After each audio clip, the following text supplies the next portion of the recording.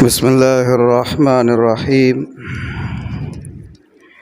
الحمد لله الذي لم يتخذ ولدا ولم يكن له شريك في الملك ولم يكن له ولي من الذل وكبره تكبيرا، والصلاة والسلام الأتمان الأكملان على سيدنا وحبيبنا ونبينا وقدوتنا ومولانا وقرة أعيننا محمد بن عبد الله وعلى آله الطيبين الطاهرين ومن تبعهم بإحسان إلى يوم الدين، أما بعد.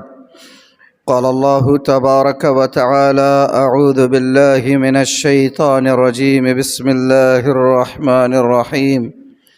إن الله يأمر بالعدل والإحسان وإيتاء ذي القربى وينهى عن الفحشاء والمنكر والبغي يعظكم لعلكم تذكرون. صدق الله مولانا العظيم. وقال رسول الله صلى الله عليه وآله وسلم: إن الله يرفع بهذا الكتاب أقواما ويضع به آخرين، أو كما قال عليه الصلاة والسلام. اللهم صل على سيدنا ومولانا محمد وعلى آل سيدنا ومولانا محمد وبارک وسلم. قابل صد احترام بزرگوں، عزیز دوستوں اور بھائیوں، ابھی میں نے آپ کے سامنے قرآن مقدس کی ایک آیت کریمہ اور تاجدار مدینہ محمد مجتبی احمد مصطفیٰ صلی اللہ علیہ وآلہ وسلم کی ایک حدیث مبارکہ پیش کی. گزشتہ جمعے ہمارے پاس جو موضوع خطاب تھا، اس میں نے یہ کوشش کی تھی کہ ملک کے موجودہ حالات کے تناظر میں مسلمانوں کو کچھ حوصلہ دیا جائے، اور ملک کے بدلتے ہوئے سیاسی منظرنامے میں اور ملک کے اندر پیدا کی جانے والی صورتحال کے تناظر میں مسلمانوں میں جو مایوسی کی فضا، خوف اور اندیشوں کی فضا پیدا ہوتی چلی جا رہی ہے، اس کے پیش نظر یہ کوشش کی تھی کہ کچھ حوصلہ دیا جائے قرآن سے.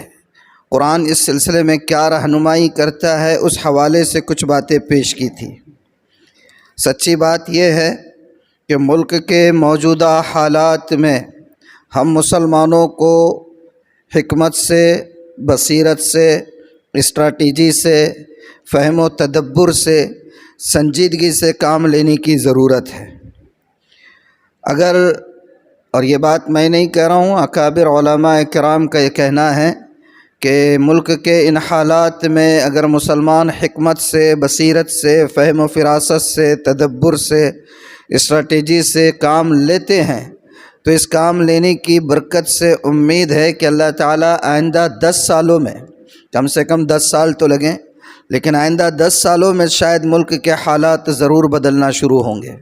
لیکن اس کے لیے کرنا کیا ہوگا؟ ظاہر سی بات ہے، اس کا جو تریاق ہے اور اس کا جو حل ہے وہ ڈھونڈنا ہوگا. ان حالات کا جو حل ہے وہ ڈھونڈنا ہوگا. اور حل کہاں ملے گا؟ حل کہاں ملے گا؟ ظاہر سی بات ہے کہ اللہ کی کتاب جو اللہ نے اس زمین پر اتاری ہے، یہ کتاب صبح قیامت تک کے لیے زندہ و جاوید کتاب ہے. اس کتاب میں اللہ تعالیٰ نے گزشتہ قوموں کے صرف واقعات ہی بیان نہیں فرمائے، بلکہ اس کتاب میں اللہ تعالیٰ نے قیامت کی صبح تک جتنے مسائل انسانیت کو پیش آ سکتے ہیں ان تمام مسائل کو ذکر کیا ہے. اور ساتھ ہی ساتھ صرف مسائل ہی کو کا ذکر نہیں کیا ہے، بلکہ اللہ تعالیٰ نے اپنی کتاب میں ان مسائل کا حل بھی بیان کیا ہے. جو مسائل انسانیت کو پیش آ سکتے ہیں، جس صورتحال سے بھی انسانیت دوچار ہو سکتی ہے، ظالم حکمرانوں کا جیسا بھی وتیرہ ہو سکتا ہے، ظلم و استبداد کی جیسی شکلیں پیدا کی جا سکتی ہیں، ان تمام کا تذکرہ اللہ تعالیٰ نے قرآن مقدس میں کر دیا.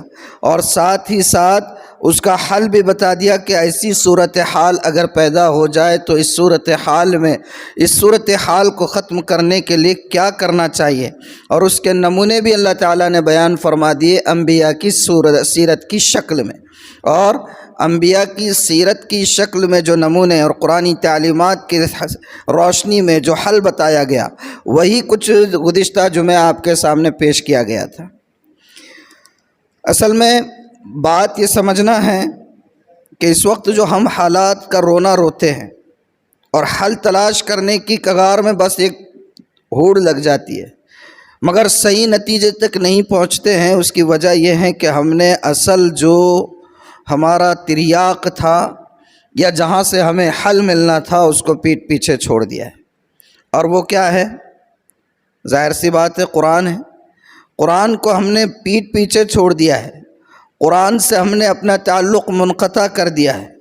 قرآن کو ہم تلاوت کے لیے پڑھتے تو ہیں اور برکت کے لیے پڑھتے تو ہیں، ایصال ثواب کے لیے پڑھتے تو ہیں، دکان اور کاروبار کا افتتاح ہو تو اس کے ذریعے قرآن خوانی کے ذریعے اس کا افتتاح تو کر دیتے ہیں، لیکن اسی کتاب میں اللہ تعالیٰ نے زندگی کے لیے جو منشور، زندگی کے لیے جو ہدایت نامہ اور کامیابی اور کامرانی اور سرخ روئی اور نجات اور سیادت اور قیادت اور امامت اور رہبری، اس کے لیے اللہ تعالیٰ نے جو اصول بیان فرمائے ان کو جاننے کی کوشش نہیں کرتے ہیں۔ تو آج مجھے مناسب لگا کہ گزشتہ جمعہ ہی کا مختصر تسلسل ہی صحیح اس کو سمجھ لیجئے۔ مجھے کہنا ہے کہ قرآن کیسے اگر چاہیں تو پوری کی پوری قومیں آن واحد میں قرآن سے ہدایت یافتہ ہو سکتی ہے۔ قرآن کے اندر اللہ تعالیٰ نے ایسی اثر آفرینی رکھی ہے اور ایسی تاثیر رکھی ہے کہ تاریخ میں ایسی مثالیں موجود ہیں کہ قرآن کی محض ایک آیت کو سن کر پوری قومیں، افراد نہیں کہہ رہا ہوں، پوری قومیں قرآن کو سن کر ہدایت یافتہ ہو گئی ہیں۔ ایک آیت کو سن کر، ایک جملے کو سن کر ہزاروں افراد پر مشتمل قبیلے دائرہ اسلام میں داخل ہو گئے۔ سبحان اللہ! قرآن منبع رشد و ہدایت ہے، ہدایت کا مرکز ہے۔ اس کے ذریعے اللہ تعالیٰ نے ماضی میں پوری قوموں کو ہدایت نصیب فرمائی۔ دیکھیں، میں آپ کو آج بہت گہری باتیں نہیں کہنا ہے، مختصر انداز میں سمجھانے کی کوشش کروں گا کہ قرآن سے پوری قومیں کیسے ہدایت حاصل کرتی ہیں۔ حضرت اقسم بن سیفی رضی اللہ عنہ صحابی رسول ہے، یہ اپنے قبیلے کے سردار تھے۔ مکہ میں جب نبی پاک صلی اللہ علیہ وآلہ وسلم کو اللہ تعالیٰ نے نبوت سے سرفراز فرمایا، اس کی اطلاع حضرت اقسم بن سیفی رضی اللہ عنہ کو، جب تک وہ اسلام قبول نہیں کیے تھے، آپ کو اطلاع لگی کہ مکہ میں ایک صحاب ہے جو یہ کہتے ہیں کہ وہ اللہ کے رسول ہے اور کچھ ایسی باتوں کا حکم دیتے ہیں کہ جو ان کی باتوں کو قبول کرتا ہے اپنے پرانے طریقوں سے اور دین و ملت سے وہ ہٹ جاتا ہے۔ ان کو جستجو ہوئی، اور ایسے کئی واقعات ہیں صحابہ کرام کے کہ دور سے سنا اور جستجو میں پڑ گئے کہ یہ کیا کہتے ہیں۔ حضرت ابو ذر غفاری اس کی مثال ہے۔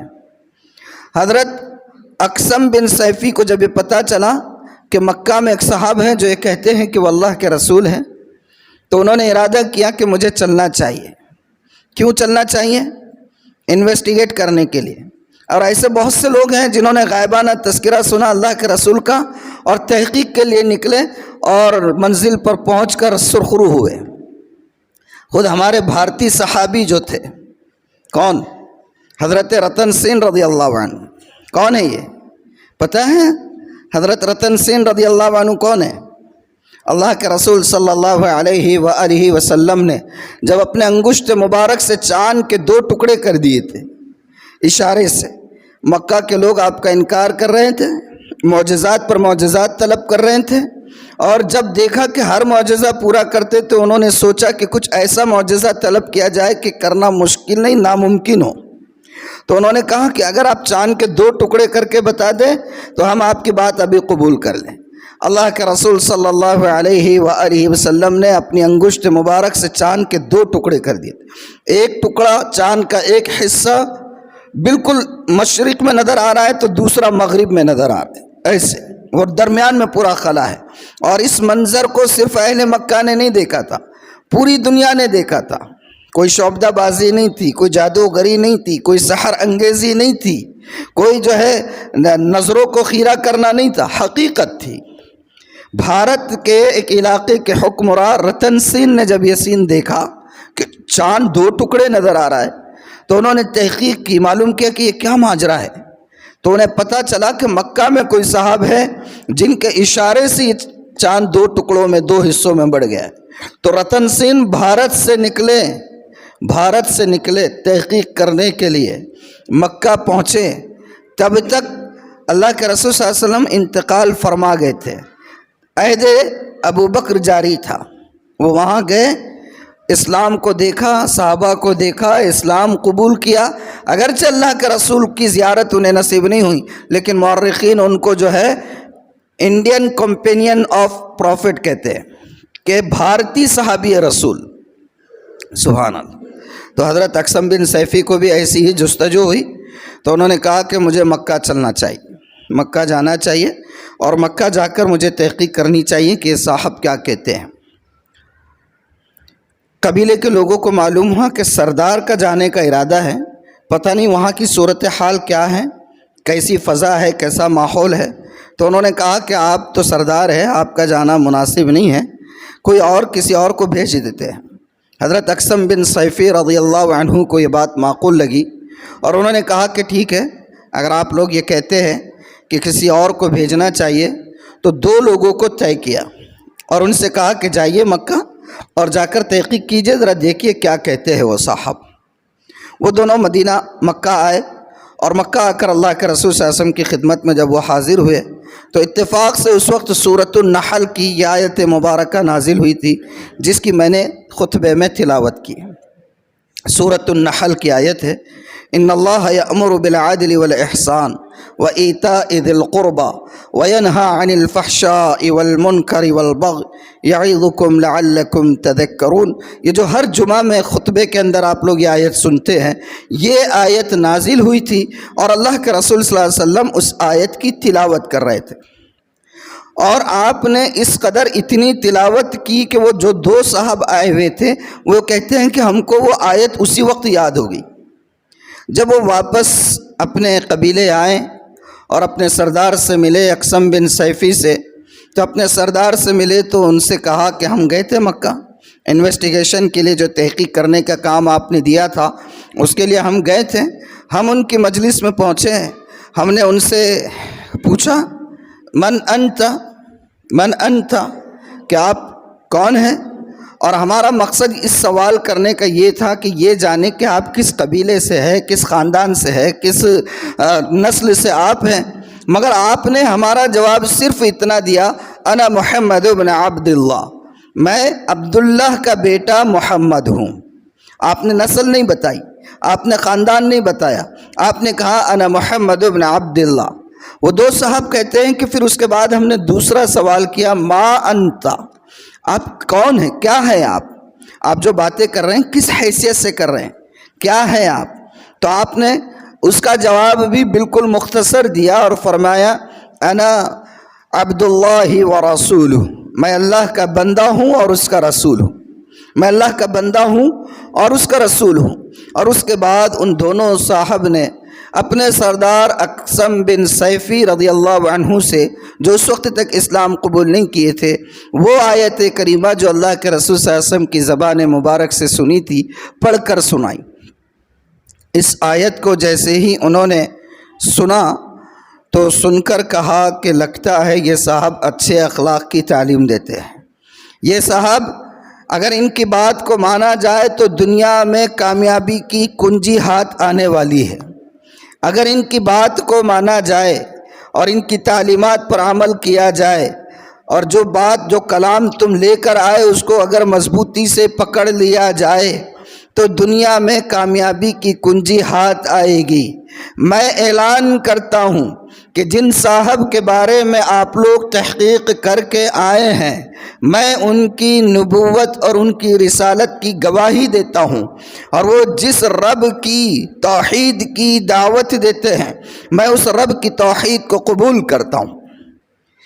اتنا اقسم بن سیفی رضی اللہ عنہ کی زبان سے نکلنا تھا، پورا کی پورا قبیلہ ان کا جس کسی کے کان میں بات جاتی کہ ہمارے سردار نے مکہ کے ان صاحب کی بات کو قبول کر لیا جو یہ کہتے ہیں کہ دنیا میں ہزاروں اور سینکڑوں نہیں، بس ایک رب ہے اور اسی کی عبادت ہونی چاہیے، اور یہ کہ وہ اللہ کے اس کے بھیجے ہوئے پیغمبر اور رسول ہے، تو ہمارے سردار نے ان کی بات کو قبول کر لیا۔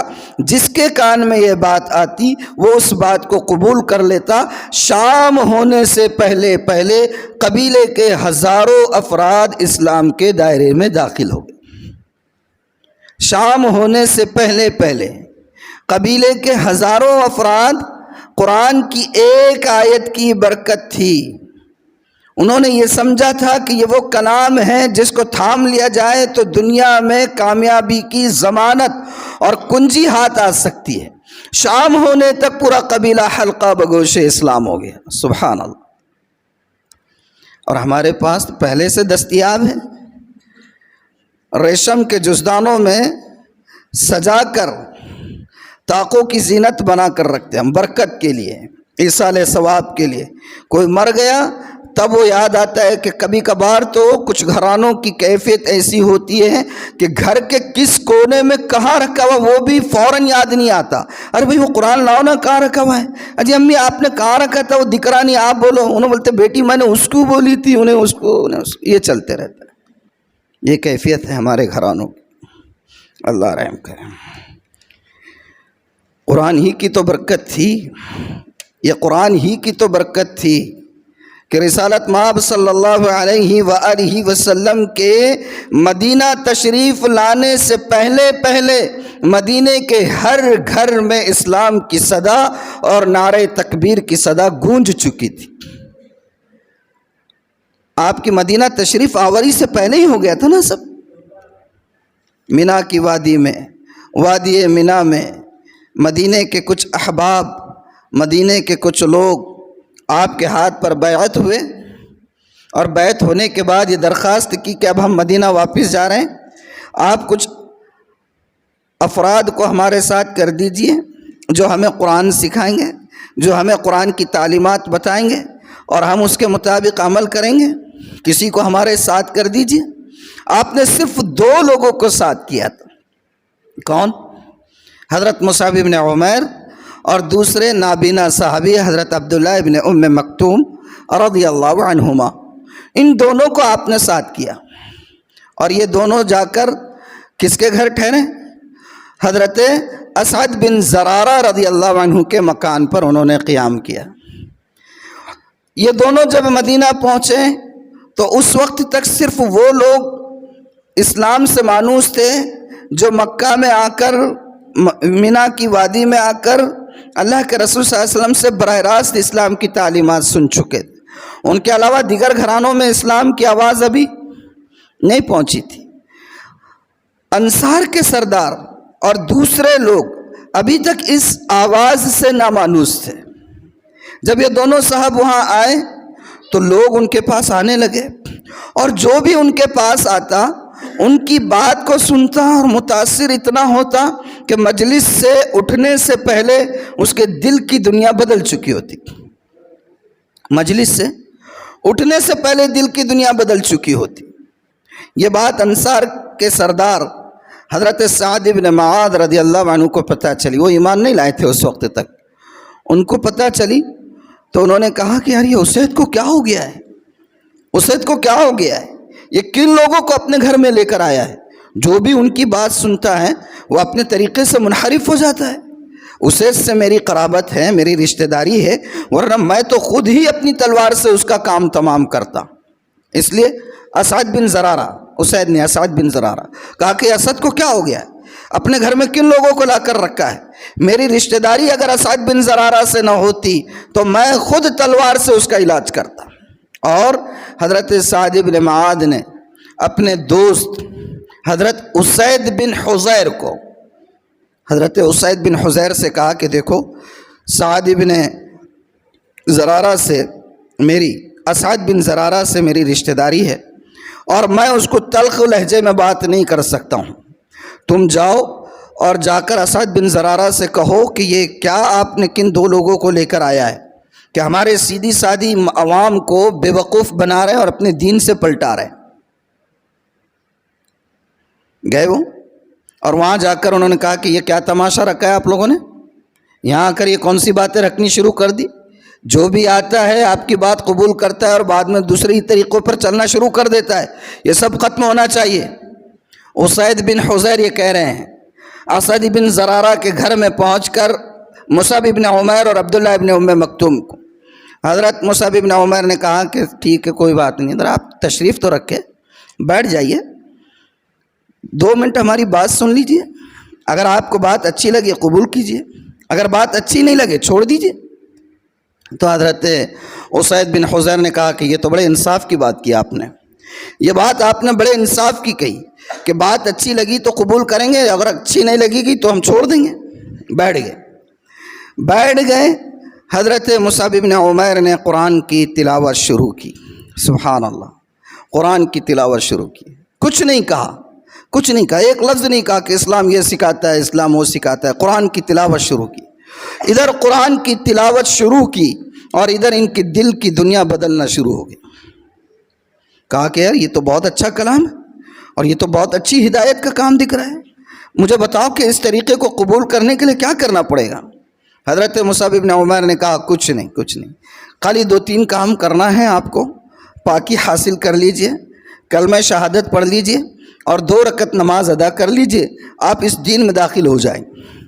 انہوں نے اسی وقت اسی گھر میں پاکی حاصل کرنے کا نظم بھی کر لیا، کلمہ شہادت کا اقرار بھی کر لیا اور 2 رکعت نماز بھی پڑھ لی، اور پھر جب جانے لگے تو حضرت مصعب بن عمیر سے کہا کہ دیکھیں میں یہاں سے جا رہا ہوں، لیکن میں جانے کے بعد ایک ایسے بندے کو آپ کے پاس بھیجوں گا کہ اگر اس نے آپ کی بات قبول کر لی تو مدینے کا کوئی گھرانہ ایسا نہیں بچے گا جہاں کا کوئی شخص بھی آپ کی بات کو قبول کیے بغیر رہے گا، اگر اس نے بات قبول کر لی۔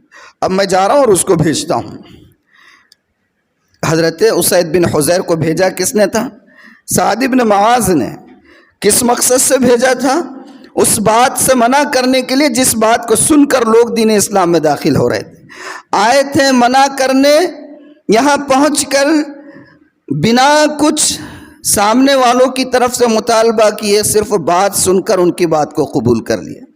اب جب جا رہے ہیں حضرت سعد بن معاذ کی طرف تو سعد بن معاذ نے دور سے ہی دیکھ کر یہ کہہ دیا یہ اسید وہ نہیں ہے جو میرے پاس سے اٹھ کر گیا تھا، ان کی چال کو دیکھ کر کہہ دیا یہ وہ اسید نہیں ہے جو میرے پاس سے گیا تھا، اس کی چال بتا رہی ہے کہ یہ جس بات کو منع کرنے کے لیے گیا تھا اسی بات کو قبول کر کے اپنی دل کی دنیا کو بدل کر آ رہا ہے، دین اسلام کی دولت سے مالا مال ہو کر آ رہا ہے۔ حضرت اسید جب ان کے پاس آئے اور کہا کہ میں گیا تھا وہاں، میں نے بات سنی، ایک بہترین کلام وہ پڑھ رہا ہے، ایسا کلام کہ جس کی وجہ سے دل کی دنیا بدل جاتی ہے۔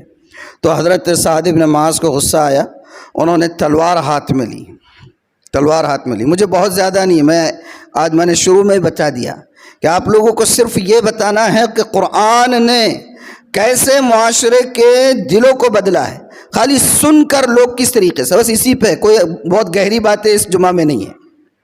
حضرت سعد بن معاذ کو غصہ آیا، تلوار نکالی اور تلوار نکال کر کہا کہ اسید میں نے تمہیں ان کو سبق سکھانے کے لیے بھیجا تھا، اس لیے کہ میں خود جانا چاہتا تھا، لیکن اسعد بن زرارہ سے میری رشتہ داری ہے، میں نہیں چاہتا تھا کہ رشتہ داری کے اندر تلخی پیدا ہو، مگر بہرحال لگتا ہے مجھے ہی جانا پڑے گا۔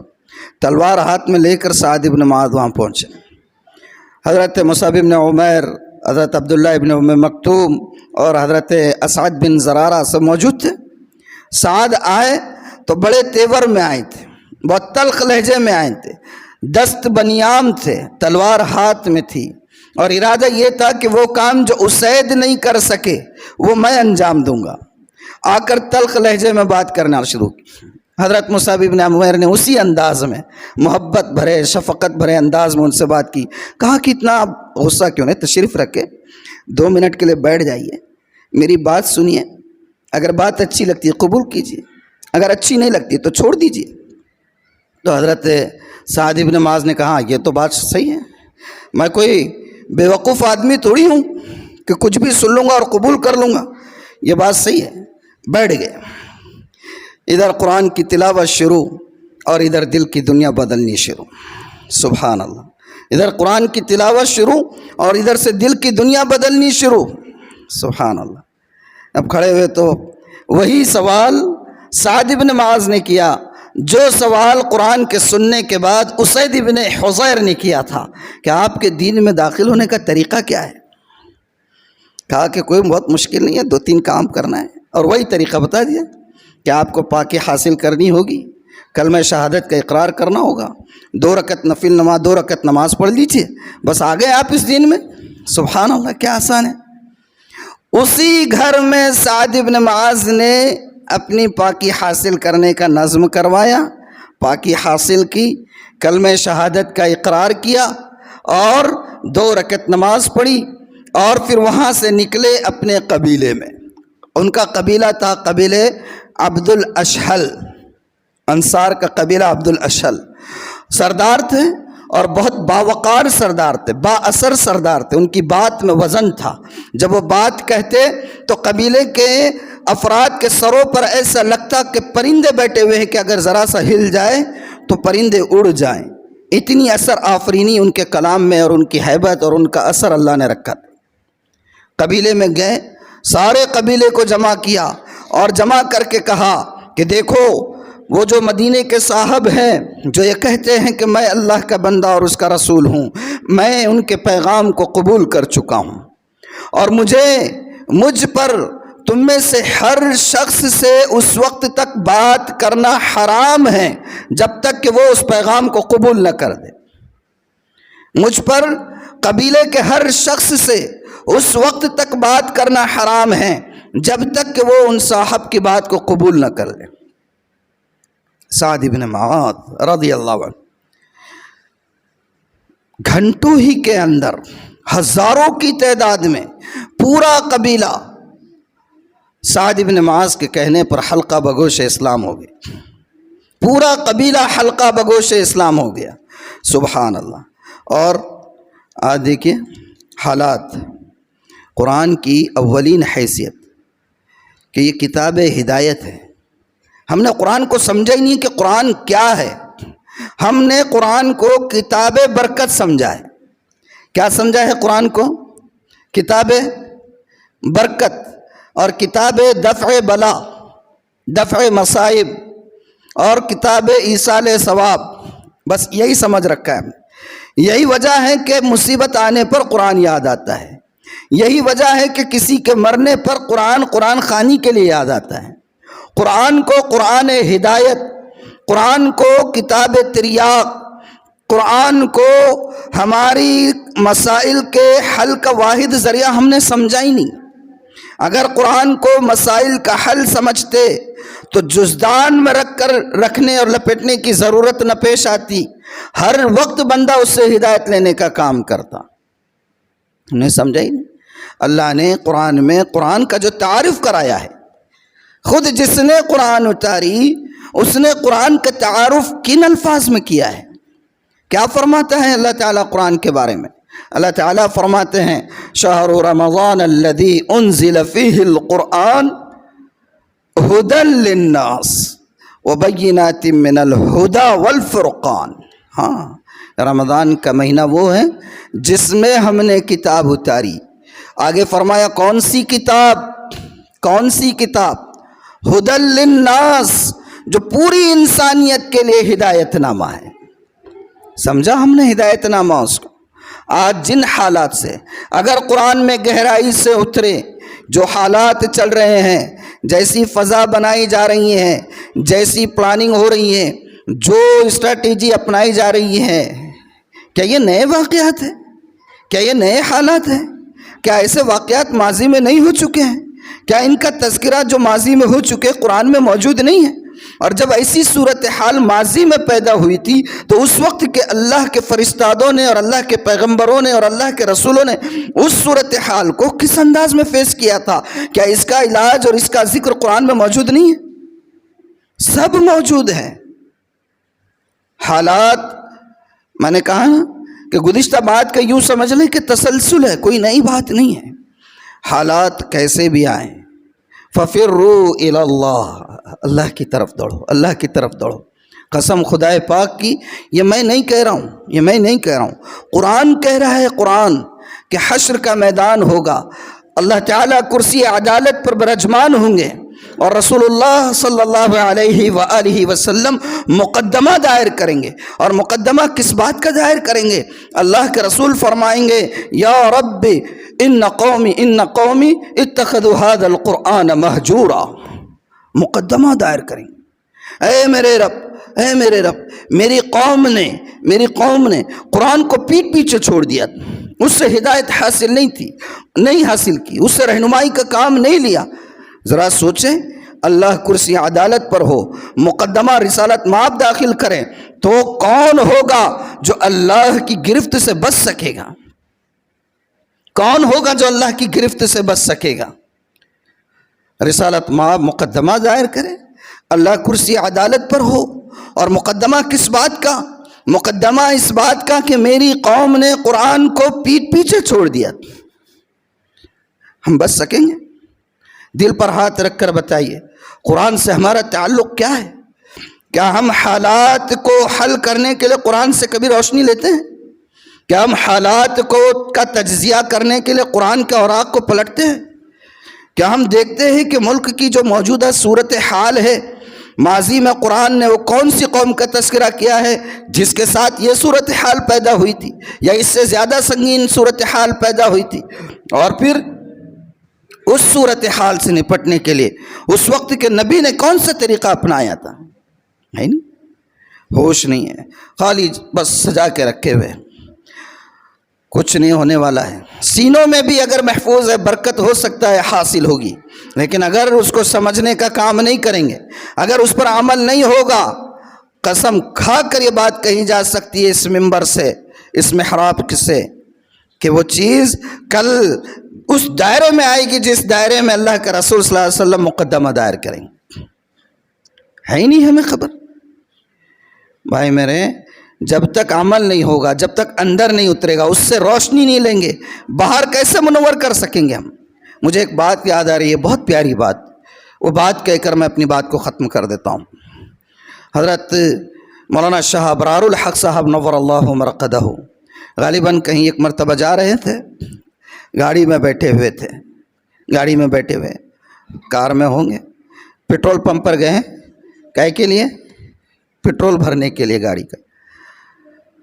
سامنے دیکھا کہ ایک ٹینکر جو آتے ہیں پیٹرول کا ٹینکر، وہ جا رہا تھا راستے سے، جاتے جاتے وہ بھی مڑ گیا پیٹرول پمپ پر، اور وہ پیٹرول پمپ کا جو ٹینکر ہے، وہ ٹینکر والا اپنے ٹینکر میں پیٹرول پمپ سے پیٹرول لے رہا ہے تاکہ پیٹرول کا وہ ٹینکر بڑا آگے لے جایا جا سکے، کہیں اور لے جانا ہوگا، اس کے گاڑی کا پیٹرول ختم ہو گیا، اوپر ٹینکر ہے بہت بڑا بھرا ہوا، کتنے لیٹر کا ہوگا، کتنے بیرل کا ہوگا، مجھے نہیں اندازہ ہے کتنے بیرل کا ہوتا ہے، کتنے لیٹر کا ہوتا ہے نا، بھرا ہوا ہے پورا، اور اس کے گاڑی کا پیٹرول ختم ہو گیا، پیٹرول پمپ سے پیٹرول لے رہا ہے تاکہ آگے جا سکے۔ جیسے ہی حضرت نے دیکھا کہ بازو میں پیٹرول کا ٹینکر ہے اور پیٹرول بھروا رہا ہے، تو حضرت نے دیکھا اللہ والوں کی بصیرت ہوتی ہے، ان کی فراست ہوتی ہے کہ وہ بات سے بات نکال لیتے ہیں، ہر چیز سے درس عبرت لینا یہ ایمان والے کی فراست کا نتیجہ ہوتا ہے۔ اسی لیے کہا اتقوا فراست المؤمن فإنه ينظر بنور اللہ۔ ہاں، ایمان والے کی فراست سے بچ کے رہنا، عام نظر نہیں ہوتی ہے ان کی، اللہ والوں کی، اللہ والے اپنے نور ایمانی سے اور فراست ایمانی سے وہ چیزیں دیکھ لیتے ہیں جو جہاں تک رسائی ہماری نہیں ہوتی ہے، ہماری عقلوں کی رسائی وہاں تک نہیں ہوتی، وہ لوگ دیکھ لیتے ہیں۔ حضرت نے کہا دیکھو، ہزاروں بیرل پیٹرول اس کے پیٹھ پر سوار ہے، اور وہ چلنے کے لیے 2-4 لیٹر پیٹرول جو ہے تو لے رہا ہے۔ یہی حال ہے حاملین قرآن کا کہ پورا قرآن سینے میں ہے، پورا قرآن سینے میں ہے، لیکن اگر اس سے ہدایت نہیں لیں گے، اس سے عمل کی روشنی نہیں لیں گے اور اس کو اپنی زندگی میں نہیں اتاریں گے، یہ ہزاروں بیرل جو پیٹرول ہے یہ اس کے انجن کو چلانے کے لیے کافی نہیں ہے جب تک کہ اندر نہ اترے۔ یہی حال ہمارا ہے۔ تو مجھے زیادہ کچھ بات نہیں کہنی ہے، میں آج آپ کو دعوت دینا چاہ رہا ہوں، خدا کے واسطے قرآن کی طرف لوٹو۔ آپ نے سنا، میں نے خالی 2 ہی صحابہ کرام کی حیات مبارکہ کے درخشاں پہلو بتائیں، 2 پہلو۔ حضرت سعد بن معاذ، انہوں نے قرآن کی ایک آیت سنی، ان کے سننے سے، تنہا ان کے سننے سے ہزاروں افراد حلقہ بگوش اسلام ہوئے۔ حضرت اقسم بن سیفی تنہا قبیلے کے سردار تھے، قرآن کی روشنی سے دل کو منور کیا اور اس کی روشنی ایسی تابناک تھی کہ پورا قبیلہ اس سے چکا چوند ہو گیا۔ سبحان اللہ۔ تو قرآن سے روشنی لیجئے، قرآن کو محض کتاب تلاوت مت بنائیے، قرآن کو کتاب ہدایت سمجھے اور ڈرے اس بات سے کہ کل حشر کے میدان میں اللہ کے سامنے نبی پاک صلی اللہ علیہ وسلم مقدمہ دائر کرے اور ہم اس کی گرفت میں آ جائیں۔ تو کیا کریں گے؟ اس کے لیے کیا کرنا ہوگا؟ یعنی کریں گے کیا کریں گے؟ بتائیے۔ کوئی بات نہیں، ایسی مذاکرہ ہے، میں کوئی آپ کو سوال نہیں کر رہا ہوں، مذاکرہ ہے۔ کیا کرنا چاہیے ہمیں پھر؟ کچھ تو آپ کے سمجھ میں آ رہا ہوں، بولیے نا، کوئی مسئلہ نہیں ہے، بیان نہیں ہے، یہ ہماری آپس کی گفتگو سمجھیے آپ۔ کیا کریں گے پھر؟ ارے بھائی ایک کو بھی بات نہیں سمجھ آ رہی ہے۔ اللہ اکبر کبیر۔ میں آج آگے ہی نہیں بڑھتا ہوں، آپ لوگ جواب دیں گے تو آگے بڑھتا ہوں۔ بولو کیا کرنا چاہیے؟ جی ہاں، کیا کرنا؟ ہاں، قرآن سے وابستگی، قرآن کو سمجھنا ہے، قرآن کا فہم حاصل کرنا ہے۔ اور آپ کے لیے تو نعمت غیر مترقبہ ہے، او مصلیان مسجد غنی پورہ، آپ کے لیے نعمت غیر مترقبہ حاصل ہے کہ اللہ کا کرم ہے، اللہ کی توفیق سے جو بڑوں نے، جو بزرگوں نے، جو اہل علم نے قرآن کی آیتوں کو سمجھ کر جو کچھ لکھا ہے قرآن و حدیث کی روشنی میں، ان کو پڑھ کر کچھ پیش کرنے کی کوشش کرتا رہتا ہوں۔ تو کیا آپ اتنی بھی زحمت نہیں کریں گے کہ ایک آدھا گھنٹہ مجھے دے دیا کرے روز فجر کے بعد؟ آدھا گھنٹہ کی بھیک مانگتا ہوں میں آپ سے، بتائیے کون کون دے گا مجھے؟ چلیے جیسے تشکیل کرتے ہیں ہمارے جماعت کے احباب کہ کون کون ہے بھائی، چلیے نام لکھائیے۔ میں آپ سے آدھے گھنٹے کی دامن اٹھا کر بھیک مانگتا ہوں، روزانہ نماز فجر کے بعد آدھا گھنٹہ اس گنہگار کو کون دے گا؟ ہاتھ اٹھائیے۔ دیکھیے، میں اس سے پہلے بھی کہا کہ ہاتھ اٹھانا بہت آسان ہے، لیکن یہ استحضار کے ساتھ ہاتھ اٹھایا کرے کہ کہاں بیٹھ کر ہاتھ اٹھا رہے ہیں آپ؟ بیٹھیں گے، فجر میں پہنچیں گے، قرآن کو سمجھیں گے انشاءاللہ، اور سمجھ کر اس کو اپنی زندگی میں اتاریں گے۔ اللہ تعالیٰ مجھے، آپ کو، ہم تمام کو عمل کی توفیق عطا فرمائے۔ وآخر دعوانا الحمد للہ رب العالمین۔ سنت ادا کر لیجیے۔